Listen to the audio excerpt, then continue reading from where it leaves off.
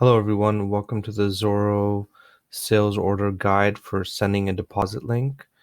This feature is quite handy if you want to send links to your customers so that they can use their credit cards and make a payment, basically a wire payment directly through your payment gateway that you have set up. So typically you would have something like Stripe set up with your Xoro system that would allow your customers to make payments with their credit cards. Now, when they make payments, they can get recorded as deposits with this feature. So in order to send them a link that they can pay, what you can actually do is from the sales order center here, basically what you can do is select an order or multiple orders, and then just do right click and then send pay deposit link. Now, in this case, what you need to do is you need to make sure that you have this deposit required column filled out.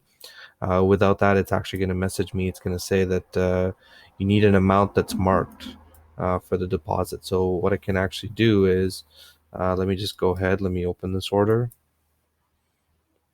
So let's say I wanted them to put in a deposit of, let's say maybe 40% of this order.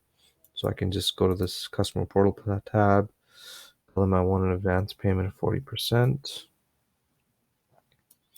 Go back to the sales order center. Now I can see that, okay, there's this deposit required columns filled out. So I can actually send them a link that they can use to pay.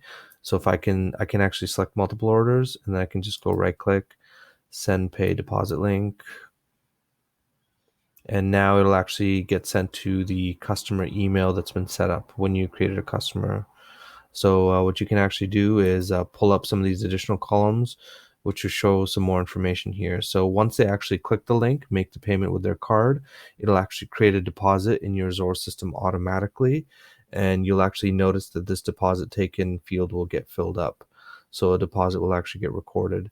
And if you pull up this column here and hover over the email, it'll actually tell you who sent the last link, how many times it's been sent, and when it was last sent.